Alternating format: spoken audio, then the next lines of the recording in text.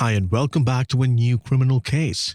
In 1999, a most unusual film arrived on the American big screen called The Blair Witch Project. The film was shot over a few days in the deep woods around Baltimore and featured three actors unknown to the general public. Its success was absolutely unprecedented for a movie of that scale.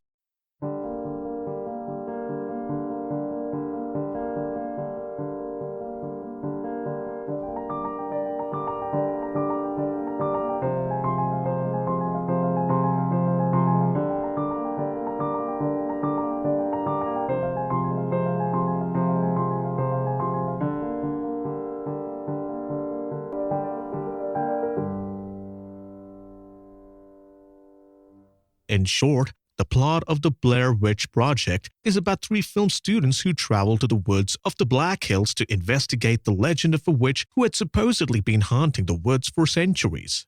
The project was filmed in a pressure cooker environment where the actors were left in their own devices without any real direction, and the terror was real. Everything suggested that the film was just a publicity stunt and that the events took place exactly as they had on screen.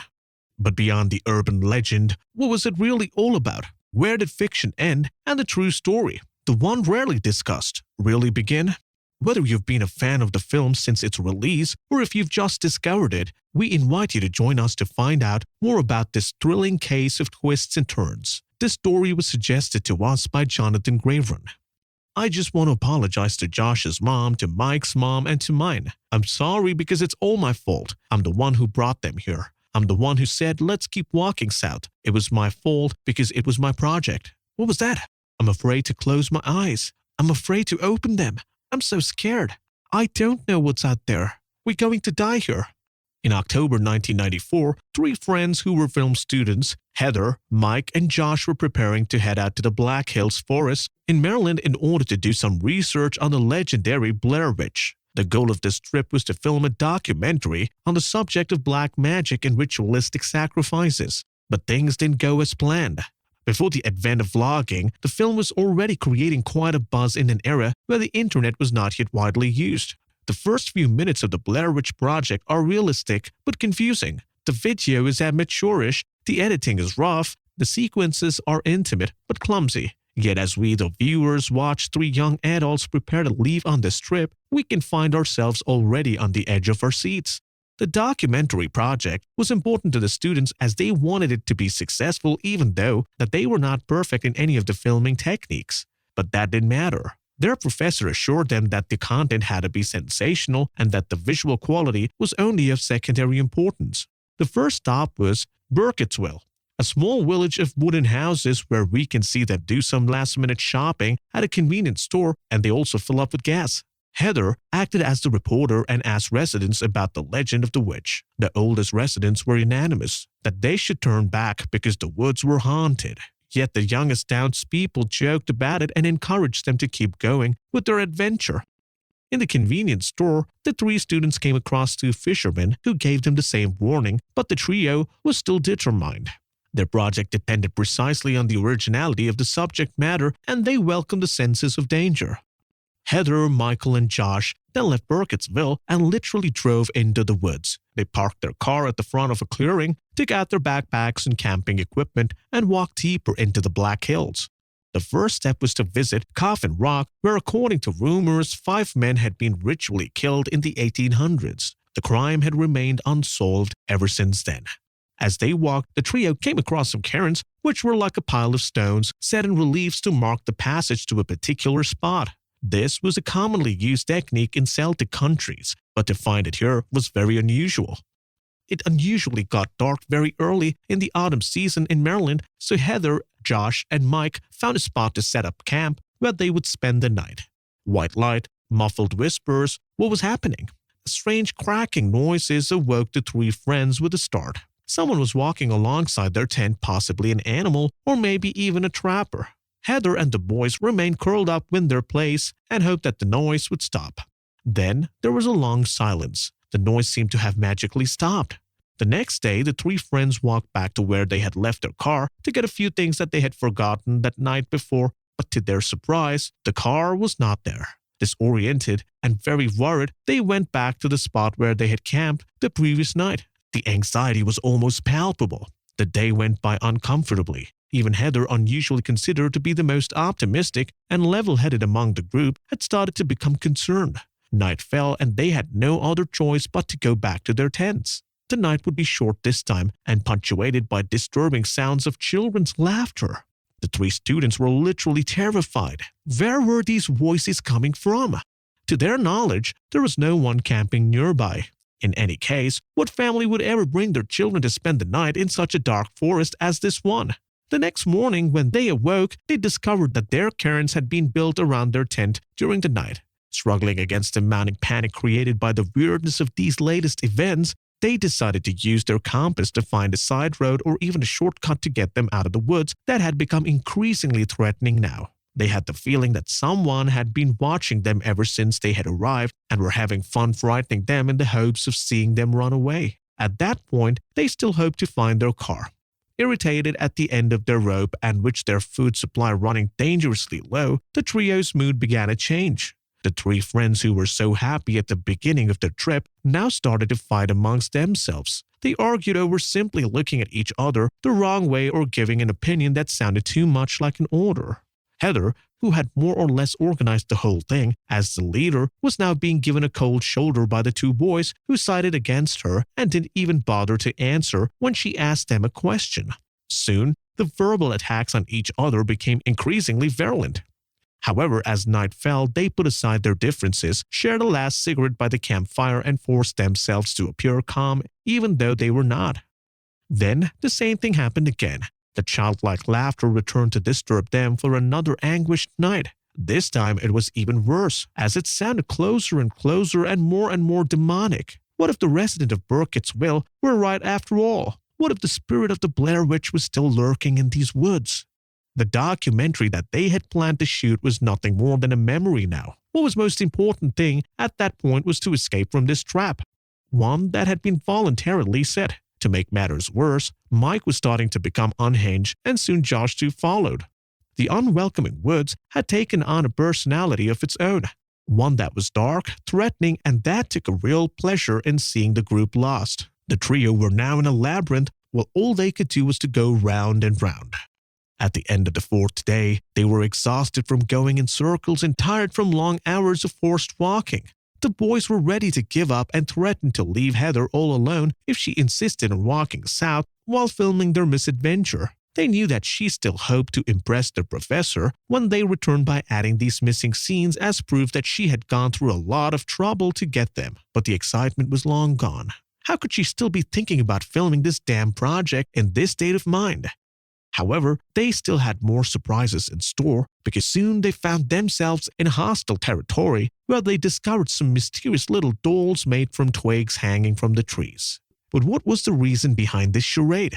The most disturbing part of it all was that these three figurines seemed to have been created in their likeness. Who was the crazy person who was having so much fun tormenting them like this? Is it possible that the witches were still living in the woods? They turned and ran. Heather, Mike, and Josh were awakened during the night by something they had seen or heard. Hastily, they left their camp and headed blindly into the woods. It was a matter of life or death. It was now clear that someone was trying to chase them away or trying to mislead them further. In the middle of a clearing, they found themselves in front of an old gray stone house that had apparently been long abandoned. As they ventured inside, Heather, Michael, and Josh found that everything was in disarray. Was there anyone still living here? They weren't sure. Intrigued, they decided to split up to cover the dwelling, one on the ground floor, one upstairs, and one in the basement.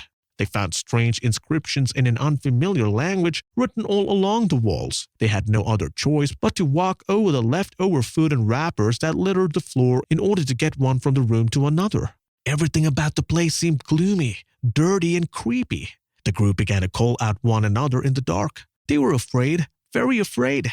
The final images found on Heather's camera showed Josh standing with his face to the wall, completely transfixed, as if he were hypnotized, and Heather's pleas did not get him to move. Something suggested that she was dragged outside by the room by someone whose face remained unseen. These were the final terrifying, chilling images filmed by the camera before the screen went dark. when Daniel Myrick and Eduardo Sanchez, the two producers of the Blair Witch Project, invested a sum of $60,000 in an amateur film in which they had little faith. They were unaware that they had just pulled off one of the biggest bluffs in the history of modern film at a time when social media networks were not yet in existence to share information at the speed of light. What was the secret recipe for success for this cinematic phenomenon that was so understated in terms of its casting and its budget? Was it because of authentic characters or as a result of a news item that usually took place, which Hollywood tried hard to cover up? It was a rather unique and radical marketing strategy. In fact, well before its release on screens in the United States, the Blair Witch Project was already generating a lot of talk. The film had managed to build an audience even before it was released. Was it really possible to do all of that in 1999? Just a few days before the film's release, flyers with the words "missing" were handed to people standing at the ticket lines at theaters all over the country. The simple flyers, in black and white, showed photos of the three main protagonists with the names of the three actors: Heather Donahue, Michael Williams, and Joshua Leonard, which they also used in the film. And just below there was a request. If you have any information at all, please contact your nearest police headquarters. The tone had been set, people took the bait and were convinced that the three actors had met with an accident or had been victims of some maniac while they were filming in the Black Hills forest. It only took a few days before Blair Witch Case became the topic of conversation among all young Americans between the ages of 16 and 25. As for the film crew, there was complete silence. In fact, Daniel and Eduardo were not answering the phone or responding to any mail, which added extra weight to the mystery. Through their actions, their marketing strategy reached even more staggering proportions, especially since there were police reports on the film's official website, which gave more credibility to the theory that the actors had been murdered or disappeared. The IMDb website, a movie database, itself added additional fuel to the fire by presenting the three actors as being presumed dead. All the elements were in place to support the hoax that had cleverly been orchestrated by the film crew. Soon, the Blair Witch phenomenon would spread to countries on the other side of the Atlantic. In England, as well as in France, Spain, Italy, and Germany, the film with the missing actors would cause a media sensation and provide grist for discussion and speculation. The found footage subgenre of cinematography, based on the premise that the plot starts at the end with the discovery of an audio tape which explains the central story, often filmed by amateurs to give it an imperfect and deliberately realistic rendering, adds to the emotional component. In the Blair Witch Project, there is also a striking lack of special effects. Everything is done in a natural setting. The dialogue and the reactions, the use of improvisation, as well as the actual accounts from Burkittsville residents give the impression that the three friends had really been captured and killed by the Blair Witch. The recipe worked so well that for a long time the film's producers deliberately kept people guessing about the actual course of events. The ordinary and unremarkable appearance of the three protagonists also seemed to imply that there was no way that these were real film actors. According to legend, the camera belonging to the three students had been found in the woods, and the content was shown as kind of the posthumous documentary film. From that moment on, the forests and state of Maryland were overrun with groupies who came to find possible evidence. Many of them played detective, and makeshift teams began to carry out their own investigations in hopes of finding evidence or clues. The little dolls made of wood, left deliberately in the trees after the ending of film, were discovered by astonished and shocked fans. For many, the presence of voodoo dolls such as these could only refer to a ritualistic sacrifice. The famous effigies would later become a symbol of the film and became a significant part of popular culture later on. The phenomenon took on such tremendous proportions that even the parents and families of actors Heather Donahue, Michael Williams, and Joshua Leonard started receiving messages of condolence. What the greater public did not know was that the production asked them to keep up the pretense as long as possible. Daniel and Eduardo successfully managed to produce a sensational film with a very modest budget, and they planned to make the most out of it. As part of the deception, they concurrently filmed The Curse of the Blair Witch, a kind of mock documentary where they discussed the film as if it were a genuine news story. But just as every good or surprising thing must come to an end, the deception was eventually uncovered by fans that saw the film dozens of times in a row in hopes of finding potential clues. By paying close attention as credits scrolled by, viewers eventually realized that they had been conned. It was all purely a work of fiction, wherein all the people, places, or names were a product of someone's imagination. Ah, yes, Blair Witch had been a skillfully orchestrated hoax that turned into a real pop culture phenomenon and had earned a lot of money for the production company. The discovery prompted many to breathe a sigh of relief or annoyance, and the trio, who were all safe and sound, finally opened up to talk about the shooting conditions. Heather, Michael, and Joshua, like in the film, explained that they had received very little information about how the film would be shot after they had been initially cast. In terms of equipment, they were provided with a car, 2 cameras, and a GPS. The only information that they had was that everything was supposed to take place in the Lost Woods of Maryland, just outside Baltimore. Just like the 3 roles that were playing, they were left to fend for themselves in order to give the authenticity to their roles. Throughout shooting, they never saw a single member of the film crew and were only given radio instructions by the director and his assistants, which was confusing for a new actor who was not accustomed to his style of filmmaking. The lead actress herself even admitted that she wanted to quit the production. In short, everything that happened in the film was actually experienced by the 3 actors. They really did camp in the woods. They were intentionally encouraged to get themselves lost and to improvise. And for the strange sounds heard during the night, created by the production team, none of the 3 actors knew what was going on, which meant that Heather Donahue's fear was not an act. She truly was frightened at that moment in the film. They had to wrap the whole thing up in 8 days in order to move on to the editing phase. The result was a film with shifting angles, shaky cameras, breathing noises, and sounds of footsteps. The film's flaws were accentuated, and the actors wore almost no makeup. It was as if the viewers was watching a video of a camping trip filmed by one of the family or somebody next door's neighbor. These aberrations and deliberate shortcomings gave Blair Witch a certain prestige. The viewer becomes fully mesmerized in the film's ever-increasing tension. Whatever frightened the 3 students was never seen since they were not able to film it, but that only increased the discomfort further. Then there was a terrifying and memorable final scene which made such a lasting impression and sent movie-goers rushing to the darkened theaters to see it and try to understand how it was done. Because ultimately a lingering question remained. Who was behind the camera? Was it Michael, Heather, or the witch? We'll never know. As a result of this elaborate setup, Blair Witch Project became one of the most profitable films in the movie history. It was a genuine commercial success with close to $250 million earned at the box office alone. Driven by the general public's morbid curiosity, it delivered old-fashioned thrills without the use of special effects or other complications. In just a few months, the film became a cult hit and was known all over the world. Collector DVDs and a whole range of related merchandise were also issued, and they became must-haves for any self-respecting fan. Well, of course, it's possible to simply accept the fictional version of this story, yet in the state of Maryland, the tale of Blair Witch was considered anything but a simple story told around the campfire at Halloween. It was part of a human history that began when the first colonists arrived in New England, at a time when the United States itself had not yet been fully formed into the country as it's known today. Ah, sure, Brendan, where have you been?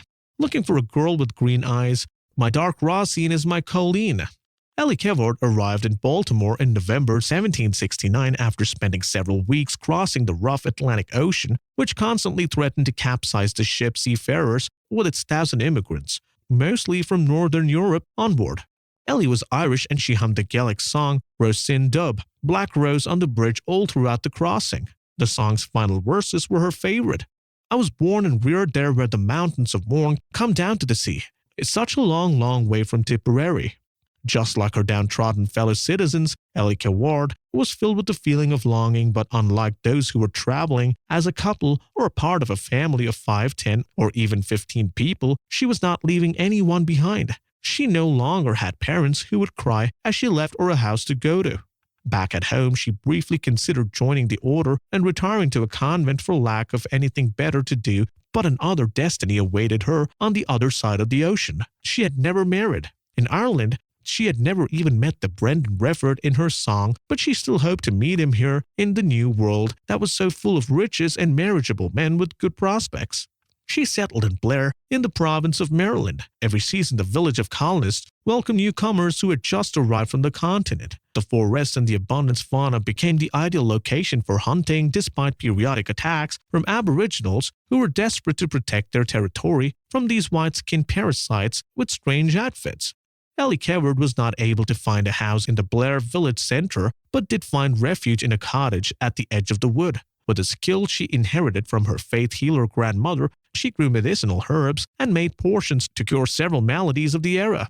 Bit by bit, Ellie's reputation grew in the neighboring villages, and women came to consult her not only for advice but also to buy vials she made filled with purplish or greenish liquid depending on which plant she had used to make them. She also made soap, hydrolates, and ointments which she later sold. That's how she guaranteed her subsistence at a time when women did not earn a living in their own merits. The healer's cottage was the exact replica of the wretched hovel where she had grown up. Even the fireplace had been painted with white lime to evoke the fragrance of her former Irish home. She had hung a crucifix and her baptismal locket on the wall. When she did her shopping in the village, Ellie was on the lookout for a gentleman who had just arrived, one who was unaccompanied and who wore scuffy clothes, which was a sign that he did not have yet a wife to take care of him. She watched, stole a glance, and blushed slightly in hopes of being noticed. But who would ever want a woman who had lived on her own for so long? In fact, at the time, it was not a good thing to be a single woman, especially one so young and who lived in seclusion in a country that was still new and in which the Inquisition had wreaked havoc not so long ago.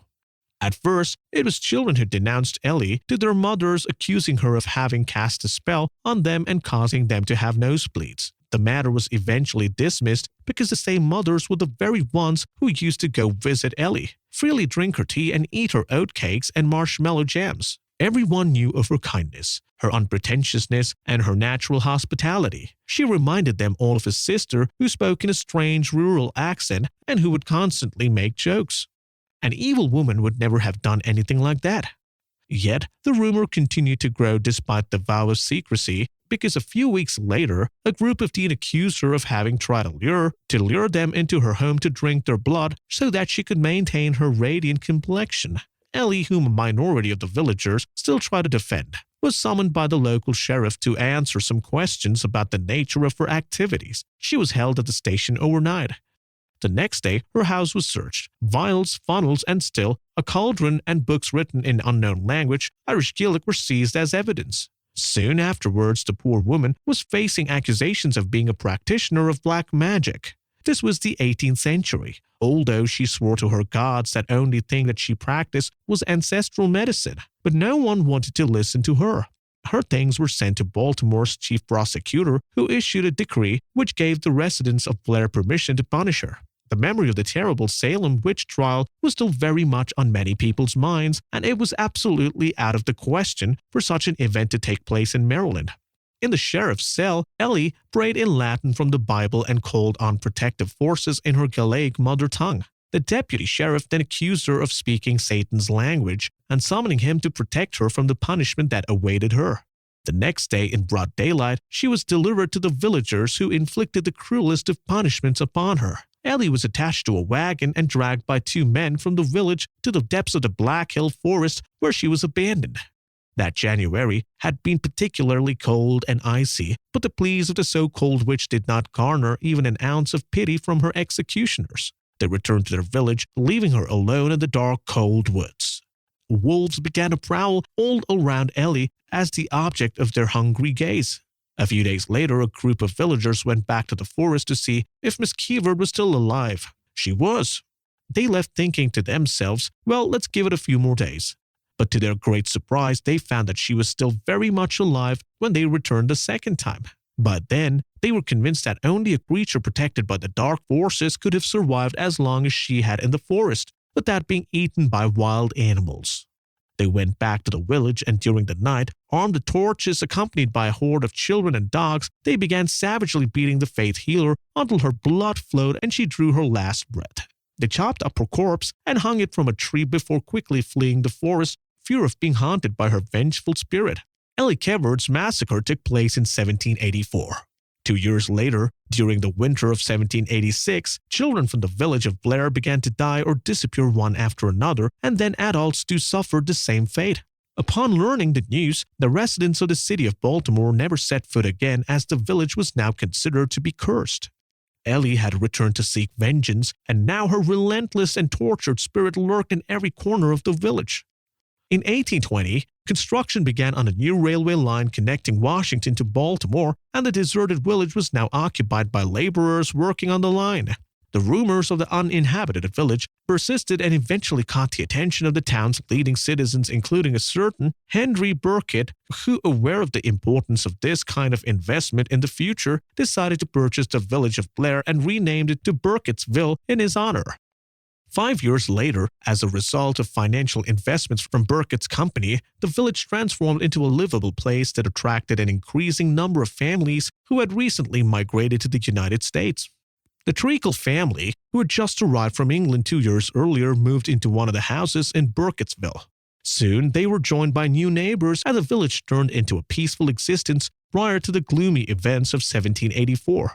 During a town festival, which had been organized to celebrate the end of the harvest season, Ellen, the youngest member of the Treacle family, strayed from her parents and the other picnickers to go swimming in the Tappy East Creek River, located just below. The reason why the young girl was given permission to go swimming all by herself was because her family and her neighbors were feasting along the water's edge. But as she was slowly wading into the warm and peaceful water, the young girl was suddenly grabbed by a hand that reached out from the depths and gripped her by the arm and quickly dragged her down into the abyss, all under the horrified gaze of Eileen's family and several other villagers who were unable to react in the moment. The child never re-emerged from the water, but it was reported that several weeks later, a little reed puppet tied to a long string floated up the surface of the water.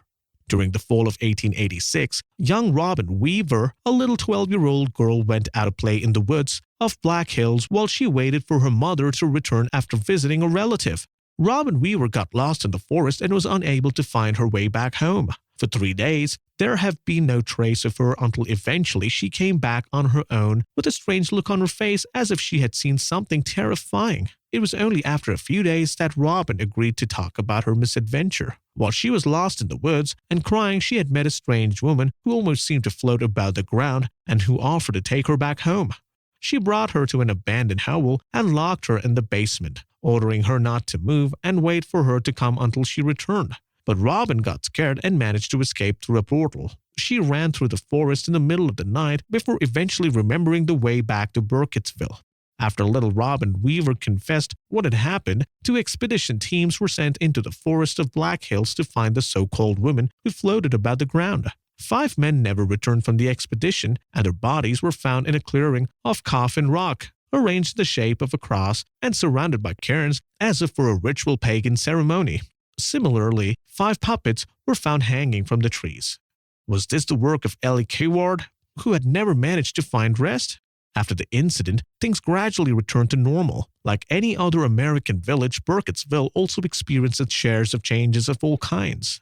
In Burkittsville in the early 1940s, pickup trucks had long since replaced the ox cart from the days gone by. Most homes now had their own radio as well as stocked refrigerator. Modern comforts had changed people's outlook, and the townspeople now looked towards the future, which was more civilized and clearly more tolerant. However, between 1940 and 1941, there had been 8 mysterious disappearances of children, which once again shattered the tranquility of the little town that believed it had finally overcome the old cursed legend. Searches conducted by the authorities failed to turn up anything. It was me who killed the children. Come with me, I'll show you. The residents of Burkittsville all knew Rustin Parr and how he rambled at times when he was a bit drunk. Usually his insane ranting made men smile, and he stood by the counter of the town's only bar cafe. But this time, Rustin's gaze had a strange, dark glow that no one could understand. This ageless, weak man, with his brown, greasy, flattened hair on his head that often had a blank stare, aroused pity from most people rather than any other emotion. Parr was one of the outcasts of the American society, those who never received any education, never worked or saved any money, and who never started a family in order to fit in. No one knew anything about his previous life or what kind of family he grew up in. All the residents of Burkittsville knew was that he lived alone in a stone house in a remote part of the woods in Black Hills, and that he came to town twice a year to do his shopping and to stock up on some tobacco and alcohol. The rest of the time he spent entirely in the forest. In the vernacular, Rustin Parr was what one might call a hermit.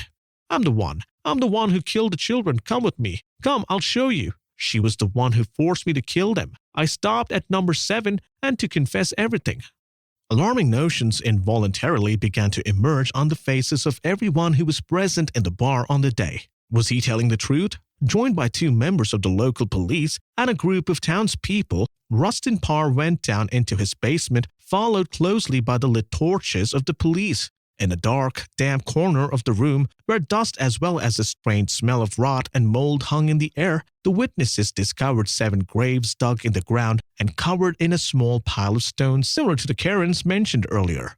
Shovels were brought in, and while a police officer placed the killer in handcuffs, the remains of the 7 little bodies began to appear one after another. Some of them had been there for a year and a half and were now skeletal, while some had only been there for a few months. 8 children had disappeared. What happened to the 8th? Rustin Parr then started laughing like a maniac. Ask him the question directly. Who are you talking about? The old woman. The one who talks to me every night. She scares me. She threatens me. She is the one who told me about the children. Then he starts screaming. Not the asylum, please don't put me with the lunatics. I'll do hard labor if I have to. Upstairs, the 8 children and sole survivor of the slaughter was found standing in a corner of the room with his face to the wall, shivering in fear. The child was Kylie Broad. The first one had been kidnapped by Rustin Parr and the only witness to the other abductions. Encouraged by the police, he explained how Rustin Parr had forced to help put the other children to death before ordering him to go back to the standing with his back to the wall. When questioned about the possibility of an older accomplice who directed the killer, Kylie Broad said that he had never seen any old woman lurking around. During his trial, Rustin Parr continued to mention this strange and threatening presence who would have given him all his instructions concerning the murders. He was told to kidnap 8 children, to sacrifice 7 of them, but to keep the 8th alive and then finally go to the city to turn himself in. Search teams scoured the woods of the Black Hills for days without ever finding a trace of the mysterious woman. Once, July 17, 1941, Parr was tried before the Penal Court of Baltimore for 7 murders. He had nothing to say in his defense, even though he and his lawyers agreed to plead insanity. His request would go to be rejected by the judges because he was deemed to have acted with full awareness of what he was doing. During the hearing, Kylie Broad was called to testify. The following is an excerpt from his deposition. Parr ordered me to stand in the corner with my face to the wall. I could hear Emily screaming. I think he was about to cut her up. I saw that he was carving something into her cheek. Judge, what had he done with the other children? Kyle, he removed all their organs and then buried them. Judge, did you notice the presence of a woman during the killing? Kyle, no, never. Judge, what did Parr say to you when he saw you crying? Kyle, he told me that this was how it was going to be. He said that he would soon go pick someone else up for me. The 7 victims were identified as Emily Hollins, Tara Shelley, Stephen Thompson, Michael Guidry, Eric Norris, Julie Forsett, and finally Margaret Lowell. At the end of his trial, Rustin Parr was sentenced to death by hanging. The night before his execution, he admitted to his confessor that he was not the one who had killed the 7 children, but rather someone else. He was executed on November 22, 1941. His house was completely burnt down by the authorities a few days later.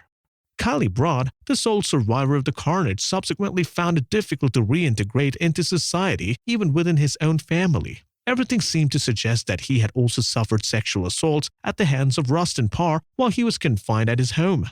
He became a troubled teenager who was accused of several acts of delinquency and who suffered from various neuroses. Kylie was sent to prison many times while in Florida and then a psychiatric hospital in Atlanta, Georgia, before eventually being admitted to the Maryland State Institute for Criminally Insane in Baltimore, a facility that specializes in housing irredeemable psychiatric cases with criminal tendencies. A few weeks before his death, Kyle Brood also started talking about a monstrous old woman that he saw every night sitting at the edge of his bed or even completely stretching out alongside of him, keeping him from breathing. Kyle must surely have been suffering from an acute case of sleep paralysis, which could have manifested itself with these kinds of symptoms. During a televised report on psychiatric institution in the United States, a sequence showed Kyle about to write some strange phrases on a wall in an unknown language. According to experts, it was mostly Transitus fluvi, a secret language mastered by adherents of black magic. He was found dead by suicide in his room in 1971 after having opened his veins with a blunt object. What remains today of the legend of the Blair Witch? Was it a folk tale or rather a terrible injustice done to a woman whose only crime was to have lived a little bit too far outside the village? The 1999 film made the local story famous after it had been long relegated to oblivion due to the lack of any written record. Somehow, it had managed to create a climate of anxiety and evil surrounded by nature, a panic and discomfort that was so palpable that everyone who had already seen it remained affected for a long time by the protagonist's profound uneasiness that steadily increased as it approached the horrific final sequence. Daniel Myrick and Eduardo Sanchez had successfully produced a horror film where for the first time the villain was never seen and where the source of the terror was invisible to the naked eye, hidden all the while but whose threatening presence could be felt every minute. This film's famous closing scene single-handedly mobilized the attention of all Blair Witch fans, and some pointed out a possible similarity with the position facing the wall that Rustin Parr forced his victims to hold before being murdered. As for the person last holding the camera, the answer may be revealed. Could it have been one of the three characters named Rustin Parr, Kali Brood, or even the witch herself? It was difficult to say with certainty. The mystery still lingers to this day as the producers willingly left it open-ended to allow the possibility for an unimaginable speculation. The concept of found footage, which the film had popularized, was used in the past in other productions such as the ghastly Cannibal Holocaust or even a few years later in the Ring trilogy. We're at the end of our show for today, so feel free to listen to the other shows on the podcast and take 5 seconds to leave us a 5-star rating on iTunes. It's really important to us. You can also subscribe to the next episodes and follow us on Facebook to suggest new ones. Thank you and see you soon.